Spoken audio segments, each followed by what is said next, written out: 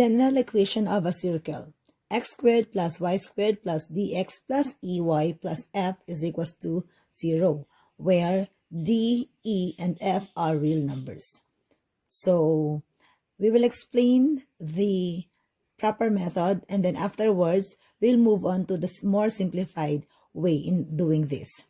For number 1, write the general equation of a circle whose center is at 5 and negative 3, and radius is 6 units. So, our step 1, let us write the standard form of the equation.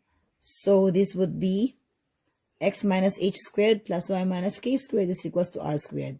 Ito yung topic natin dun sa ating previous lesson. So, kung di nyo pa masyado naintindihan, pwedeng balikan yung ating previous video. For now, let's have this. This is our h.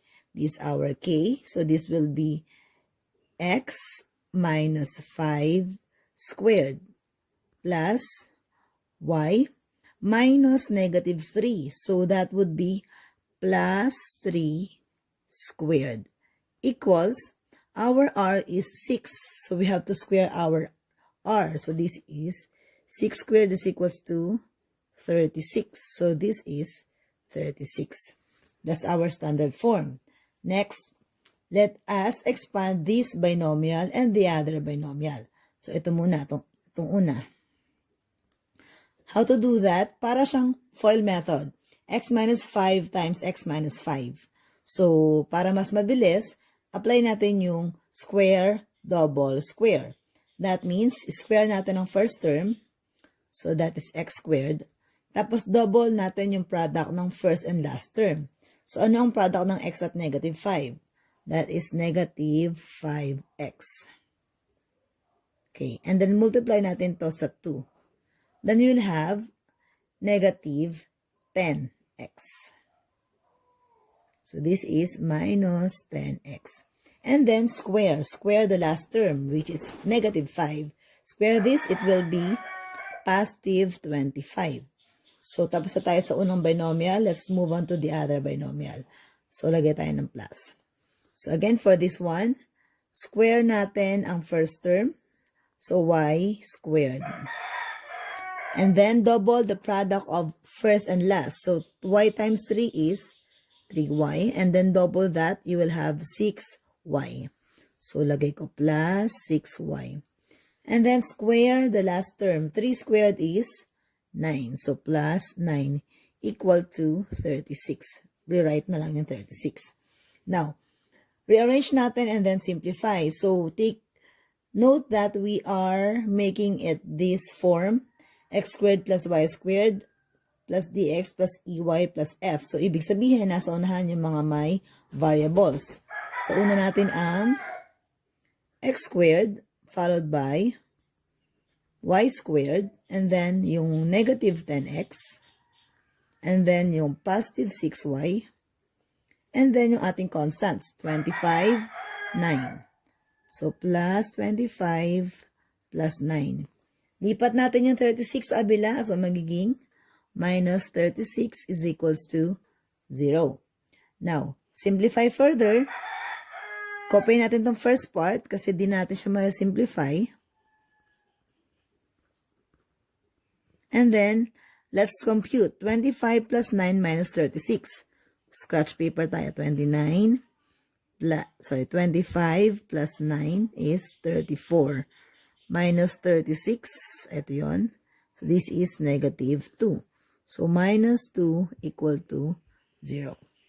This will be our equation in general form. Okay. Wherein our D is negative 10. Our E, ito yung negative 10. Our E is positive 6. And our F is negative 2.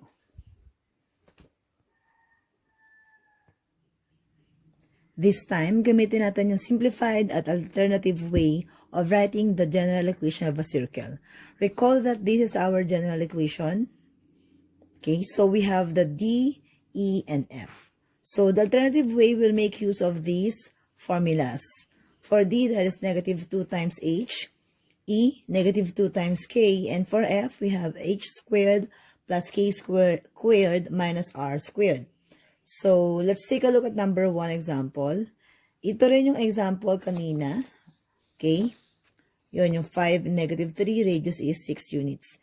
Check natin later kung magiging pareho tayo ng sagot. Okay? So, of course, this is our h, and this is our k, and this is our radius. So, hanapin natin ang value ng ating d as negative 2h.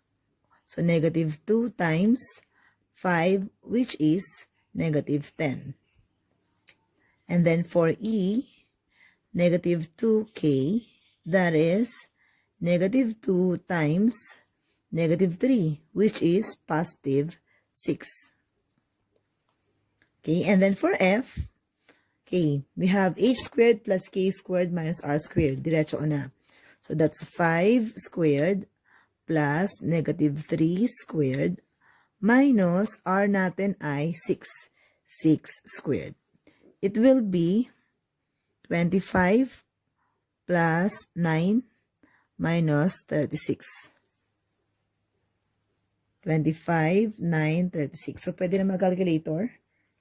So, we have 25 plus 9 and then minus 36. The answer is negative 2. So, this is negative 2. So, pwede ko na itong gamitin. Ito, negative 10, 6, at negative 2. In place of our D, E, and F. So, our answer would be x squared plus y squared plus, pwede nang minus na lang. So, this is negative 10, so minus 10x. And then, plus, E is 6y, so plus 6y. And then, minus 2 equal to 0. This will be our equation. Let's check kung pareho tayo nung kanina. So, ito ang sagot natin kanina. And we have same answer. So, let's take a look at the other example using the simplified method. So, again, we have negative 5 and 4 for the center and radius is 7 units. So, pwede ko nang idiretso. X squared plus y squared.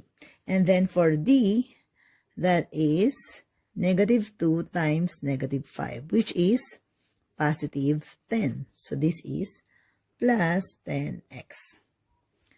For E, we have negative 2 times 4, which is negative 8. So this is minus 8y.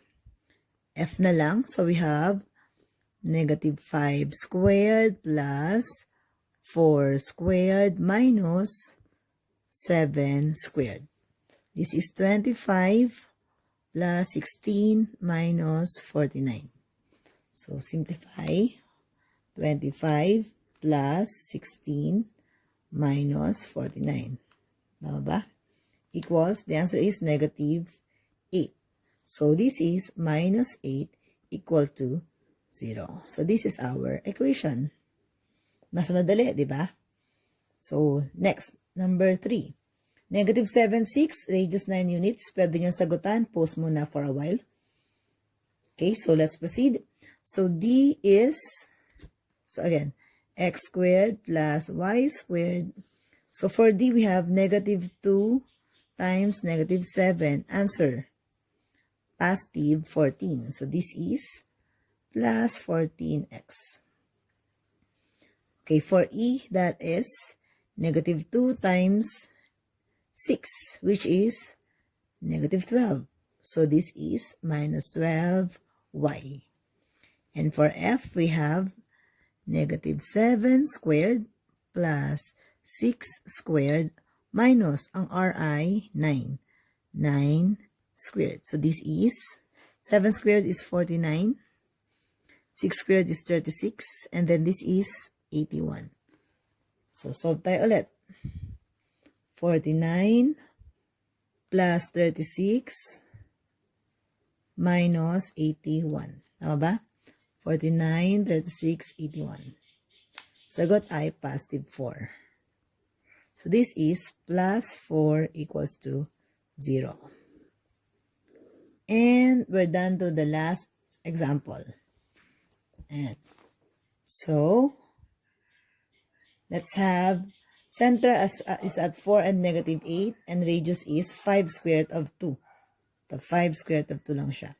So, gawin natin siyang x squared plus y squared. Yung di muna.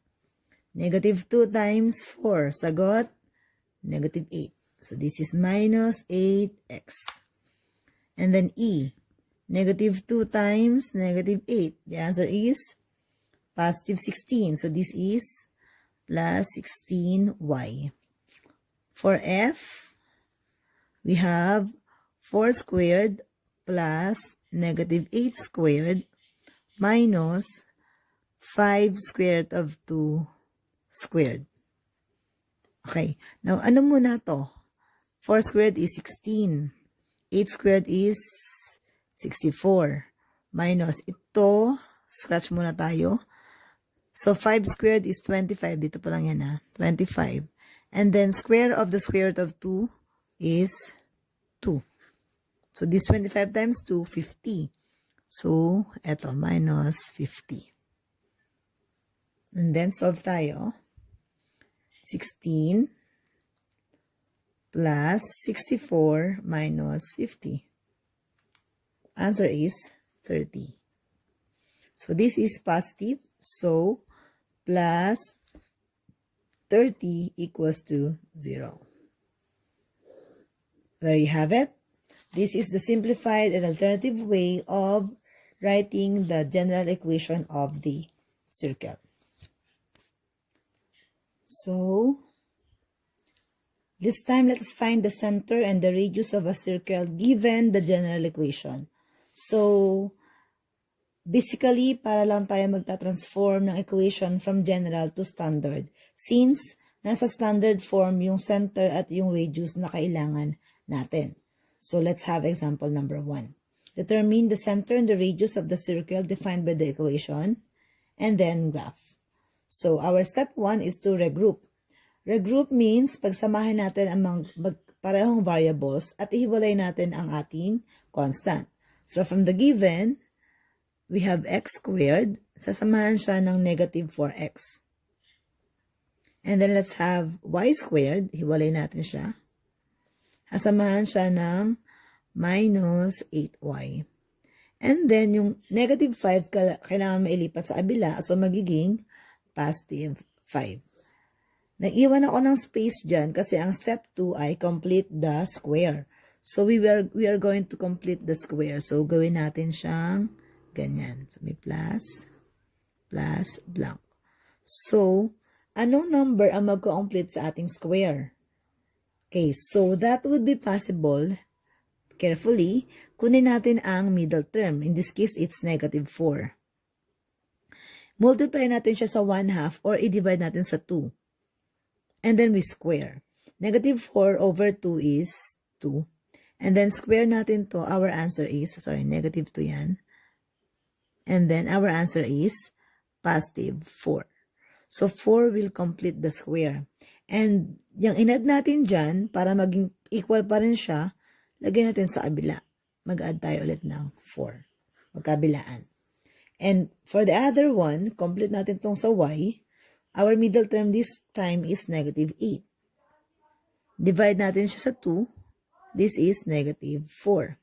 And then let's square it. The answer is 16.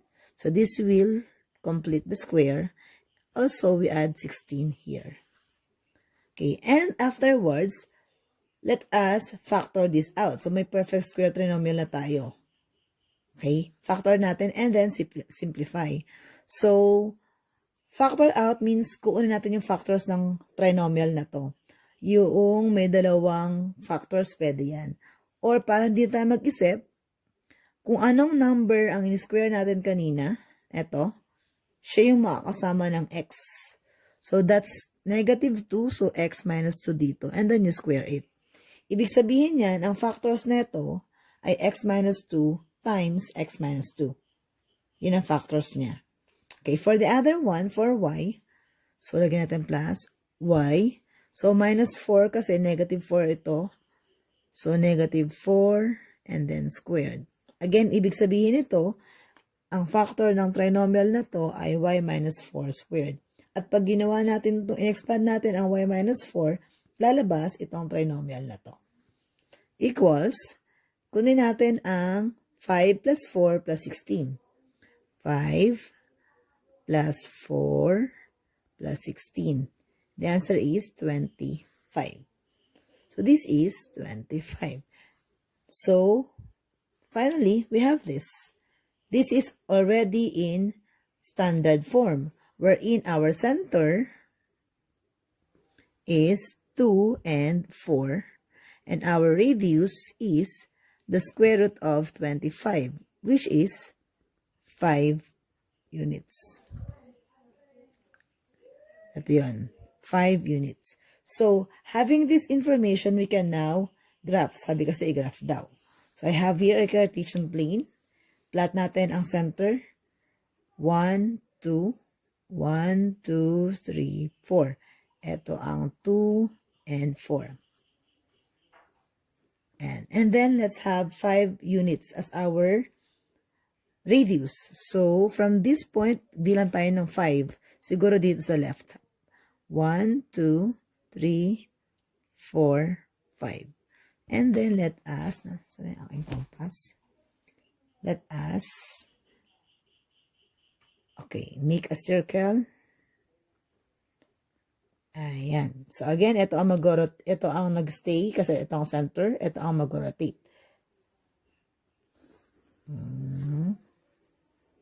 And this is our center. Oh, sorry. And this is our circle. And the radius is 5 units. This is now the circle represented by the equation x squared plus y squared minus 4x minus 8y minus 5 is equals to 0.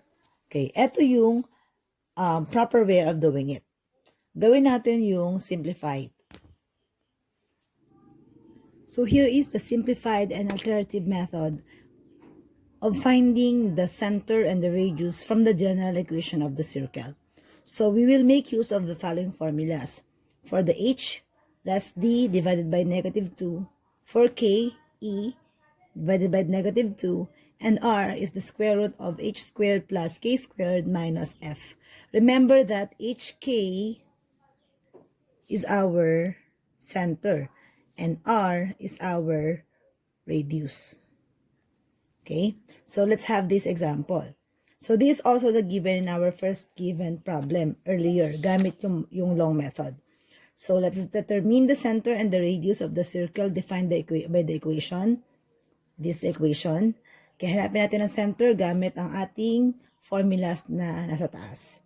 So that would mean this is our D, right? So divided by negative 2. So negative 4 divided by negative 2 is positive 2. So meron na tayong 2 as our H. And our E is negative 8 divided by negative 2.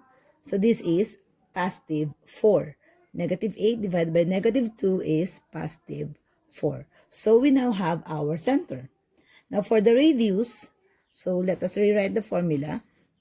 Square root of, we have your h squared plus k squared. So eto siya. So that's 2 squared plus 4 squared. Minus our f. So our f in the equation is negative 5. So this is minus negative 5. And then let us continue. This will be 2 squared is 4. 4 squared is 16. And negative 5 is positive 5. So we may now proceed.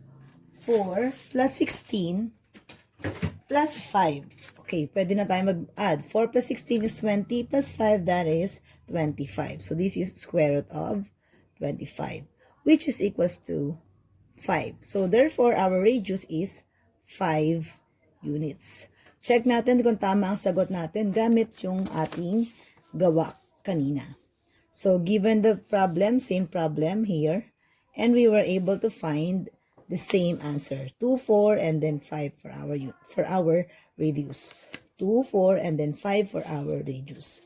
So, in the next examples, we shall be using the alternative method para mas mabilis. So, let's have number 2. This is our equation. Ito ang D, ito ang E. So, divide natin sila pareho sa negative 2. So, for the center, what is negative 2 divided by, negative 10 divided by negative 2? That is positive 5. And then 8 divided by negative 2, that is negative 4. So, yan ang ating center. Again, for the radius, let us have the square root of h squared plus k squared. So, that is 5 squared plus negative 4 squared minus f. Our f happens to be negative 8. So, this is negative 8. And then solve as usual. 5 squared is 25. Negative 4 squared is 16. And then negative times negative 8 is positive 8. And then let us add. Pwede mag-calculator. So, that's 25 plus 16 plus 8. The answer is 49. So, what is the square root of 49? This is 7. Therefore, our radius is 7 units. Madali lang, di ba? So, you may have these next two examples. You may pause the video and solve it on your own. Now, let us proceed. So, let us have x squared plus y squared plus 14x minus 12y plus 4 is equals to 0. Okay? And so, take note that this is our D. So, divide natin sa negative 2. This is our E. Divide sa negative 2. 14 over negative 2 is negative 7. Check your work. Negative 12 over negative 2 is positive 6. So, this is our center. Now, for the radius, once again, you'll have negative 7 squared plus 6 squared. Minus, ano ang f? Our f is positive 4. So, minus 4. And then continue. 7 squared is, 7 yan, 49. 6 squared is 36. So, plus 36 minus 4. And then, calculate. 49 plus 36, minus 4. Answer is 81. So, this is square root of 81, which is equals to 9. Therefore, our radius is 9 units. Okay, last one. X squared plus y squared minus 8y plus 16y plus 30 is equals to 0. Again, itong dalawa, i-divide natin sa negative 2 para makuha ang h and k. So, we have this. Negative 8 over negative 2 is positive 4. 16 over negative 2 is negative 8. That's the center. And for the radius, we have 4 squared plus negative 8 squared minus, ang ating f dito ay 30. So, that is 30. And then, let us proceed. This is 16. This is plus 64 kasi negative times negative yan. And then, minus 30. Solve tayo ulit. So, we have 16 plus 64 minus 30. Our answer is 50. So, this is square root of 50. Since hindi perfect square ang 50, hanap tayo ng factors niya na ang isa ay magiging perfect square. That is 25 times 2. Kasi yung 25 ay perfect square. Ang square root ng 25 ay 5. So, this will be 5 at may iwan ang 2 sa loob ng radical. So, our radius is 5 square root of 2. Or, pwede nyo nang computein yung square root of 50 gamit ng calculator. So, square root of 50. 7.07. Kasi ito ay pareho ng value sa 7.07 units. Ayan. So, kung walang calculator, pwede na. Ito na yung magiging sagot.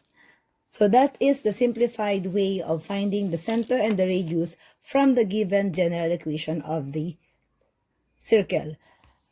After finding the center and the radius, depende sa given, pwede nyo na siyang i-graph. Depende sa hinihingi ng instruction. Okay, that's it. Thank you for watching and hope you learned something. See you in the next video.